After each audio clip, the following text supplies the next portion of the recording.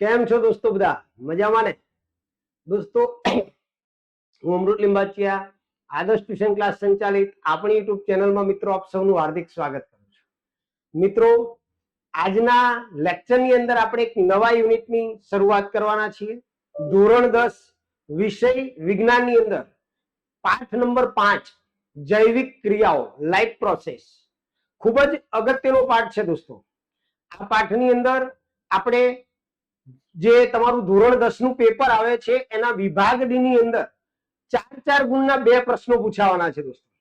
એટલે આ પાઠ એ દ્રષ્ટિએ ખૂબ જ સ્કોરિંગ છે. આ પાઠની અંદર આપણે શું શીખીશું?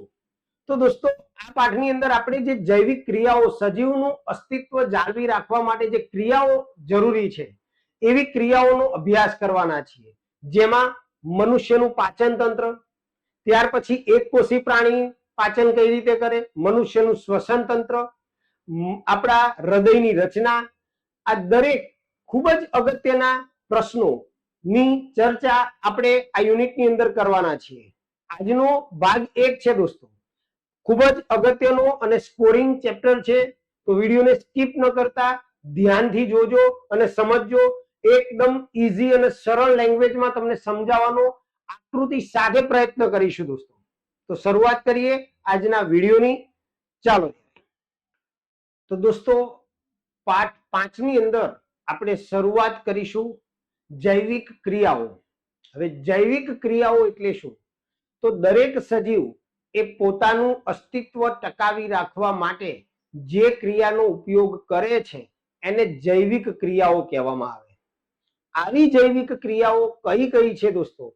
તો પોષણ છે, શ્વસન છે, વહન છે, ઉત્સર્જન અને પ્રજનન. આ જૈવિક ક્રિયાઓ છે કે જે સજીવ શરીરને ટકાવી રાખવા માટે જરૂરી છે. તો પોષણ દોસ્તો કોને કહેવાય?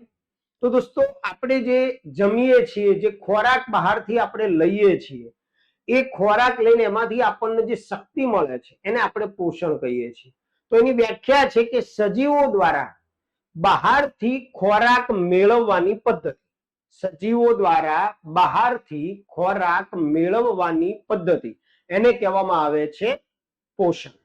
ત્યાર પછી શ્વસનની વાત કરીએ. હવે જનરલી શ્વસન એટલે તમે એવું સમજો છો કે આપણે જે શ્વાસ લઈએ, પણ એની જોડે જોડે શ્વસન દ્વારા આપણને ઉર્જા ઉત્પન્ન થાય છે.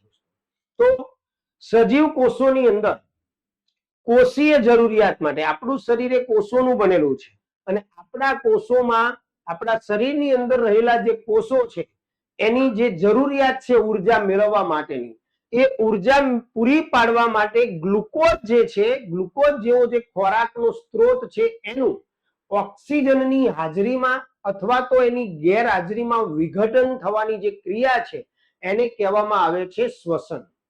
ઓકે. ત્યાર પછી વહન એટલે શું દોસ્તો? તો આપણા શરીરની અંદર રુધિર એટલે કે બ્લડ, રુધિર અને ખનિજ દ્રવ્યો આ શરીરના એક ભાગમાંથી શરીરના જુદા જુદા ભાગોમાં જે પહોંચાય છે, એટલે કે એક ભાગમાંથી બીજા ભાગમાં જે જાય છે એ લઈ જવાની જે ક્રિયા છે એને કહેવામાં આવે છે વહન.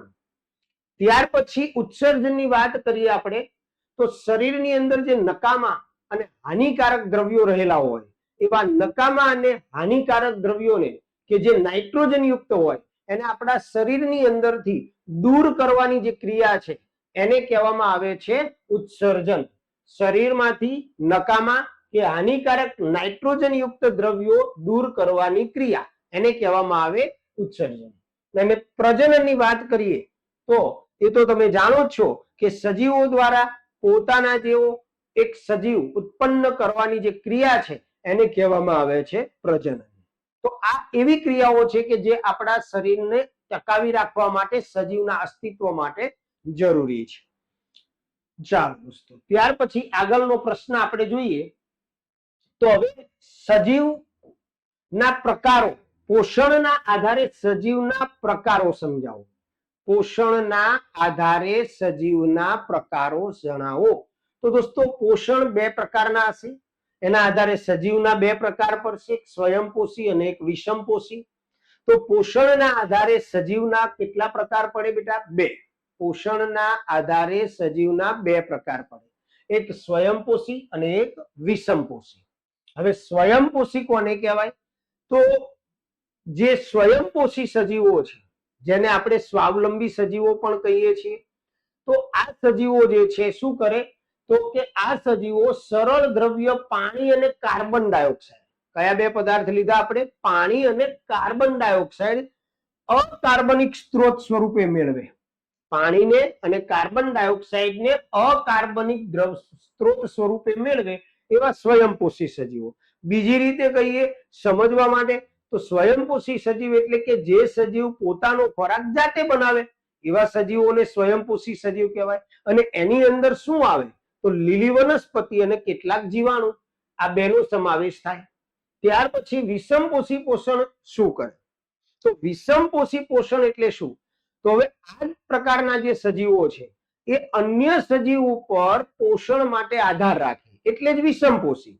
જે સજીવો જાતે પોતાનો ખોરાક બનાવી શકતા નથી, પરંતુ ખોરાક માટે, પોતાના પોષણ માટે અન્ય સજીવો ઉપર આધારિત હોય છે, એવા સજીવો જે છે એને વિષમપોષી સજીવો કહેવાય. હવે કઈ રીતે પોષણ મેળવે?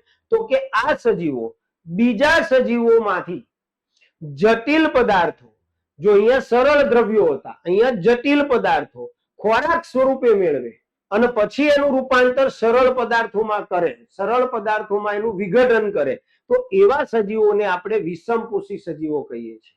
અને આ સજીવો જટિલમાંથી સરળ પદાર્થમાં રૂપાંતર કરવા માટે જૈવ ઉદ્દીપકનો ઉપયોગ કરે છે.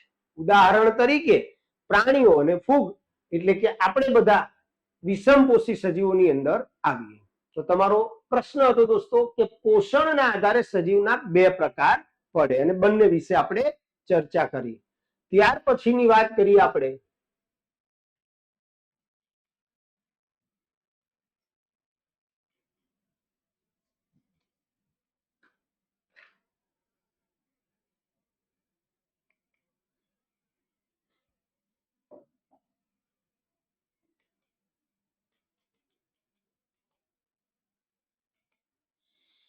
પ્રશ્ન નંબર 3. ખૂબ જ અગત્યનો પ્રશ્ન દોસ્તો, ખૂબ જ અગત્યનો.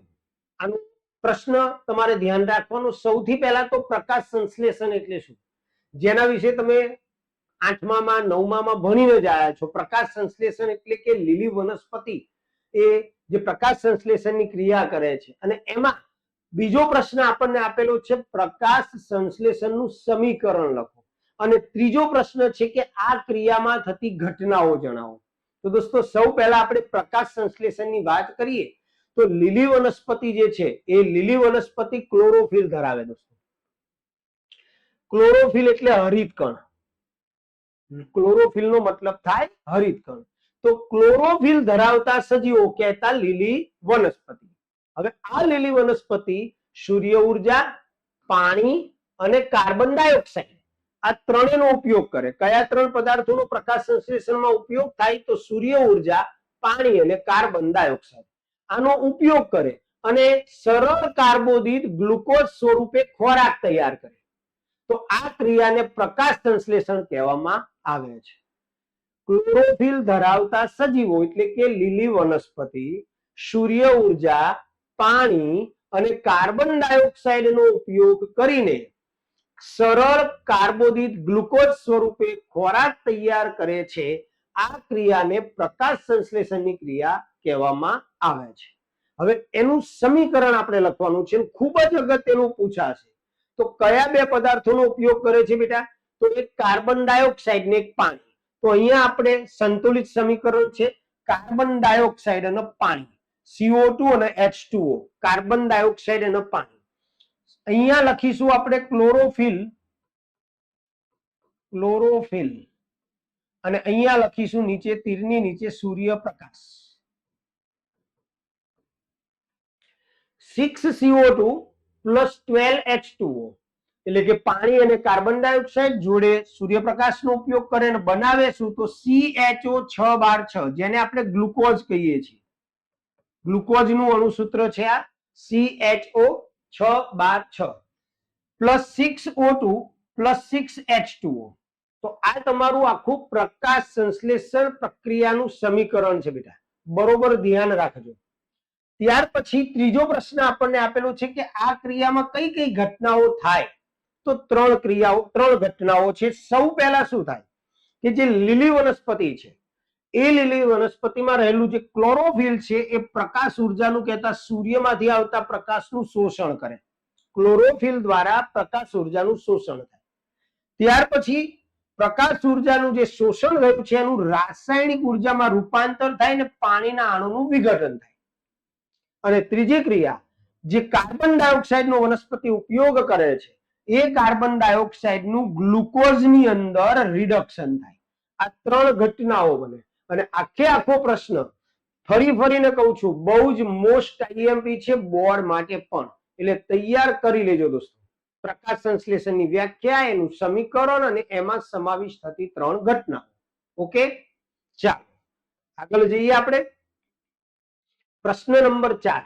હવે પ્રશ્ન નંબર 4 માં આપણને આપેલું છે કે ભાઈ પ્રકાશ સંશ્લેષણ માટે આવશ્યક કાચી સામગ્રી વનસ્પતિ ક્યાંથી પ્રાપ્ત કરે. તો દોસ્તો પ્રકાશ સંશ્લેષણ માટે ત્રણ વસ્તુની જરૂર પડે: પાણી, કાર્બન ડાયોક્સાઇડ અને ત્રીજો છે ઉર્જા કહેતા સૂર્યનો પ્રકાશ. તો આ ત્રણેય વસ્તુઓ વનસ્પતિ એની કાચી સામગ્રી છે, ખોરાક તૈયાર કરવા માટેની આ ત્રણ રો મટીરિયલ છે કાચી સામગ્રી, એ ક્યાંથી મેળવે? તો તમને ખ્યાલ છે કે કાર્બન ડાયોક્સાઇડ વનસ્પતિ હવાની અંદરથી મેળવશે, એટલે CO2 કાર્બન ડાયોક્સાઇડ વાતાવરણમાંથી એ પ્રાપ્ત કરશે. ત્યાર પછી પાણી, તો પાણી એ વનસ્પતિના જે મૂળ જમીનમાં હોય એમાંથી પ્રાપ્ત થશે. વનસ્પતિના મૂળ ભૂમિમાંથી પાણીનું શોષણ કરે. અને ઉર્જા એટલે કે ગરમી, ઉષ્મા, તો એ વનસ્પતિ સૂર્યમાંથી પ્રાપ્ત કરે છે. આ પણ એક નાનકડો એવો પ્રશ્ન છે કે વનસ્પતિ પ્રકાશ સંશ્લેષણ માટેની જે કાચી સામગ્રી છે કઈ રીતે મેળવે. ચાલો આગળ વધીએ. ખૂબ જ અગત્યનો દોસ્તો પ્રશ્ન, પ્રશ્ન નંબર 6. શું કે 5 કે ટૂંકનોંધ પૂછાય તમારે વાયુરંધ્રની ટૂંકનોંધ પૂછાય, અથવા તો તમને એવું કહેવામાં આવે કે વનસ્પતિમાં વાયુરંધ્રની ભૂમિકા શું છે, રોલ શું છે. બેટા આ પણ 2 ગુણની અંદર પૂછાય એવો પ્રશ્ન છે. વિભાગ ડી ની અંદર ઘણીવાર 4 ગુણમાં મોટો પ્રશ્ન ન પૂછે તમને તો 2 ગુણના 2 પ્રશ્નો પણ પૂછી શકે, એમાં આ પ્રશ્ન પૂછાય એવો છે અને બહુ ઈઝી છે. હવે તમને જે આકૃતિ અહીંયા દેખાઈ રહી છે એ આકૃતિ છે પર્ણરંધ્રની. તમને થશે પર્ણરંધ્ર એટલે શું? તો દોસ્તો વનસ્પતિ જે છે એના જે પર્ણ આવે, પાંદડા, એ પાંદડાની ઉપર ખૂબ જ અતિ સૂક્ષ્મ એવા છિદ્રો આવેલા હોય. વનસ્પતિના જે પર્ણ હોય એ પર્ણની સપાટી ઉપર અતિ સૂક્ષ્મ છિદ્રો આવેલા હોય, અને એ જે અતિ સૂક્ષ્મ છિદ્ર છે એને જ કહેવામાં આવે છે પર્ણરંધ્ર અથવા વાયુરંધ્ર. બે સેમ છે, પર્ણરંધ્ર અથવા વાયુરંધ્ર. હવે એ જે વાયુરંધ્રો છે, પર્ણરંધ્ર છે, એની સાઈડમાં આ તમને જે દેખાઈ રહ્યું છે આ આકાર જો, આ જે છે એ છે રક્ષક કોષ. એ શું છે બેટા? રક્ષક કોષ. એટલે જે પર્ણરંધ્ર છે રક્ષક કોષોથી ઘેરાયેલા હોય. પર્ણરંધ્ર એ રક્ષક કોષોથી ઘેરાયેલા હોય. રક્ષક કોષોનું એક અલગ કાર્ય છે બેટા, બરોબર. હવે જ્યારે આ પર્ણરંધ્ર ખુલે અથવા બંધ થાય ત્યારે વાત વિનિમયની ક્રિયા થાય, એટલે કે વાયુઓની આપલે થાય. પર્ણરંધ્ર દ્વારા જ જે કાર્બન ડાયોક્સાઇડ વનસ્પતિને પ્રકાશ સંશ્લેષણ માટે જોઈએ છે અને ઓક્સિજન બહાર કાઢે છે, એ ક્રિયા થવા માટે આ પર્ણરંધ્ર જરૂરી છે. તો પ્રશ્ન સમજીએ આપણે અહીંયા કે સૌ પહેલા તો પર્ણરંધ્ર ક્યાં હોય? તો કે પર્ણની સપાટી ઉપર અસંખ્ય સૂક્ષ્મ છિદ્રો આવેલા હોય જેને કહેવામાં આવે છે પર્ણરંધ્ર. હવે આ જે આકાર તમે જોઈ રહ્યા છો દોસ્તો એ મનુષ્યની અંદર આવતી મૂત્રપિંડ કહેતા કિડની જેવો આકાર છે. એટલે આ જે વચ્ચે દેખાય છે વાયુરંધ્રીય છિદ્ર છે આ બંનેમાં, અને એની બંને સાઈડ તમને આ જે આકાર દેખાઈ રહ્યો છે મૂત્રપિંડ જેવો છે. તો પર્ણરંધ્ર એ 2 મૂત્રપિંડ આકારના રક્ષક કોષોથી ઘેરાયેલા હોય. પ્રકાશ સંશ્લેષણ માટે વાયુઓની આપલે જે છે એ આ પર્ણરંધ્ર વડે જ થાય છે. હવે પર્ણરંધ્ર કઈ રીતે ખુલે અને બંધ થાય? તો દોસ્તો આ પર્ણરંધ્રને એટલે કે આ છિદ્રને ખોલવા બંધ કરવા માટે અગત્યની જે ભૂમિકા છે ને આ રક્ષક કોષોની છે, બંને રક્ષક કોષો. જ્યારે રક્ષક કોષોની અંદર પાણી ભરાય એટલે કે વનસ્પતિના મૂળ દ્વારા પાણી જ્યારે ઉપર ચડે અને પર્ણની અંદર આવે અને એમાં રહેલા જે રક્ષક કોષો છે, રક્ષક કોષો જ્યારે પાણીથી ભરાશે ત્યારે એ રક્ષક કોષો ફૂલે છે. જો અહીંયા બે આકૃતિ બતાવેલી છે, આમાં રક્ષક કોષો ફૂલેલા છે. હવે જ્યારે રક્ષક કોષો ફૂલે એટલે આ પર્ણરંધ્ર જે છે ને ખુલી જાય. જો અહીંયા પર્ણરંધ્ર ખોલવા અને બંધ થવાની ક્રિયા રક્ષક કોષો વડે થાય છે. જ્યારે રક્ષક કોષો પાણીથી ભરાય છે ત્યારે રક્ષક કોષો ફૂલી જાય અને રંધ્ર એટલે કે પર્ણરંધ્ર ખુલી જાય છે. હવે જ્યારે આ રક્ષક કોષો પાણીને ગુમાવે, બીજી આકૃતિમાં આ રક્ષક કોષો જે છે પાણી ગુમાયેલું છે. હવે જ્યારે પાણી ગુમાવશે ત્યારે રક્ષક કોષો સંકોચાશે અને એના કારણે આ વચ્ચે જે છિદ્ર છે એ થઈ જશે બંધ. રક્ષક કોષો જ્યારે પાણી ગુમાવે છે ત્યારે રક્ષક કોષો સંકોચાય છે અને પર્ણરંધ્ર બંધ થઈ જાય છે. આમ દોસ્તો પર્ણરંધ્રને ખુલ્લા અને બંધ થવાની ક્રિયાનું જે નિયંત્રણ છે એ રક્ષક કોષો વડે થાય છે. હવે આપણે જાણીએ છીએ કે દિવસે જ પ્રકાશ સંશ્લેષણની ક્રિયા થાય, કારણ કે સૂર્યપ્રકાશ દિવસે જ મળે એટલે દિવસ દરમિયાન જે આ પર્ણરંધ્રો છે ને ખુલ્લા હોય, રાત્રિ દરમિયાન બંધ થઈ જાય. આમ વનસ્પતિમાં વાયુ વિનિમય, બાષ્પોત્સર્જન એટલે વનસ્પતિ બાષ્પ સ્વરૂપે જે પાણી બહાર ગુમાવે એને બાષ્પોત્સર્જન કહેવાય. આ બંને ક્રિયાઓ જે છે એ પર્ણરંધ્ર ખુલ્લા અને બંધ થવાથી થાય છે. તો દોસ્તો આ હતી તમારી આખી વાયુરંધ્રની ટૂંક નોંધ. તો આજના વિડીયોની અંદર બસ આટલું જોઈશું આપણે. આજે આપણે 5 પ્રશ્નો જે તમારી ટેક્સ્ટ બુકમાં ક્રમશઃ આવેલા છે એ રીતે જ સમજાવવાનો પ્રયત્ન કરેલો છે.